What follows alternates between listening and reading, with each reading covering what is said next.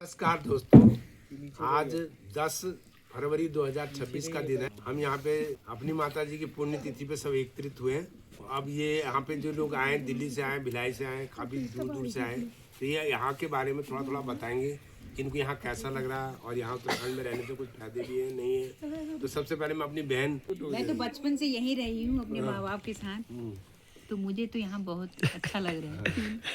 अब ये कि हमारे भाई कैलाश जो है छोटे, हाँ हमने भी अपनी जो है बेसिक शिक्षा यहीं से प्राप्त करी है 5वीं तक की, और हमें पहाड़ बहुत अच्छा लगता है।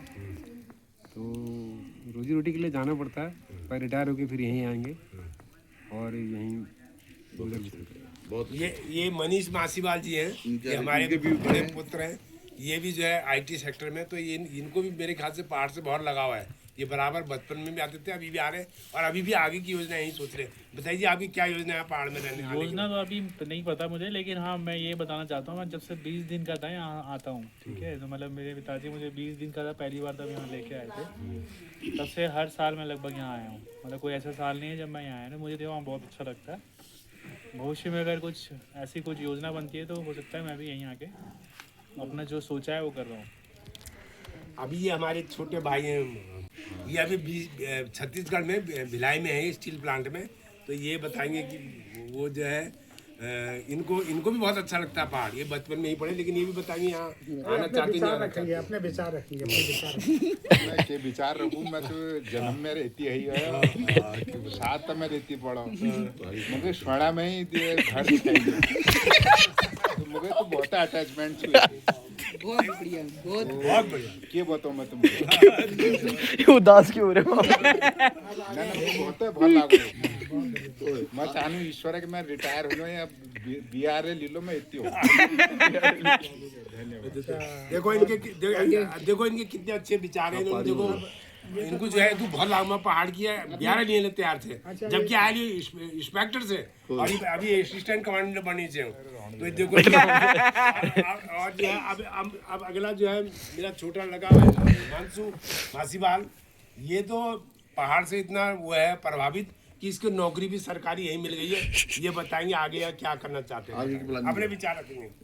मुझे बचपन से पहाड़ पसंद था कि पापा बचपन से लेके आते थे हर साल, जब भी छुट्टी पड़ती थी हमारे मेरे में की, तो अच्छा लगता था। यहाँ पर शांति और नदी पहाड़ जो शांति में जो यहाँ मिलती है वो कहीं नहीं मिलती है। तो मुझे देहरादून में मौका मिल रहा था, पर मैं पहाड़ी भर रहा हूँ क्योंकि मुझे पहाड़ ज़्यादा पसंद है। धन्यवाद। अभी जो हमारे भाई जगदीश मासीवाल हैं, ये आईटीबी में है, असिस्टेंट कमांडेंट हैं, और ये भी जो है अभी रिटायर होने वाले हैं अगस्त में। तो इनका भी मेरे ख्याल से अपने विचार रखेंगे पहाड़ के बारे में। भाई मेरा विचार तो ये है कि मैं तो पहाड़ में मेरी जॉब है। मेरी फर्स्ट पोस्टिंग जो है जोशीमठ में हुई थी, यहाँ मैं 5.5 साल रहा। उसके बाद फिर बरेली रहा, तो उसके बाद फिर मेरी जो है DD8 में पोस्टिंग हो गई, लद्दाख में रहा। मेरी तो मैक्सिमम जो है 80% जो पोस्टिंग है वो पहाड़ों की है। तो पहाड़ तो बहुत अच्छी लाइफ है, और मतलब पहाड़ में बसना तो बहुत अच्छी बात है।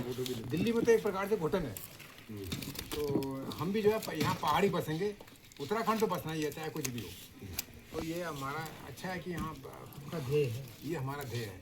अब देखो मैं अभी मेरी पोस्टिंग अल्मोड़ा में है, तो मैं सारे वहाँ ऑर्गेनिक चीज़ें खाता हूँ। कोई तो हमको गधे मिल जाए नहीं, हम वही तो हमको हरी चाय मुझे हमको राय मिल जाए।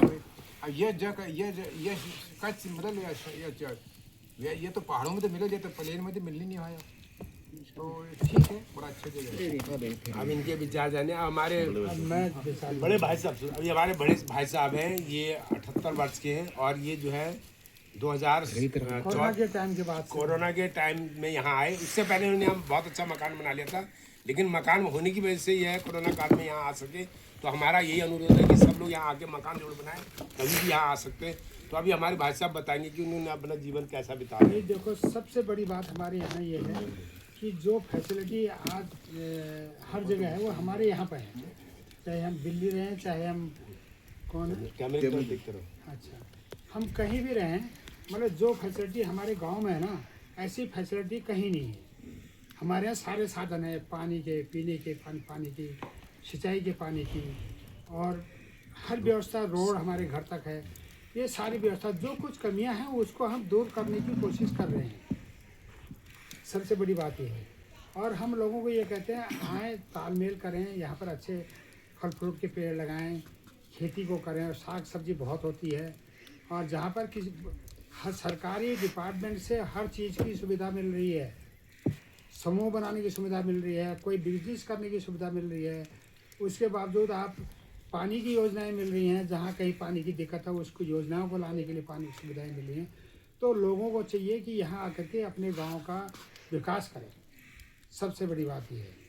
और गांव का विकास तभी होगा जब आप लोग गांव में आओगे। धन्यवाद। ये अभी हमारे बड़े भाई साहब भी पंच भी हैं, तो ये काफ़ी जो है काम करना चाह रहे हैं। तो देखो इनकी 78 की एज होने के बाद भी यहाँ रह रहे हैं।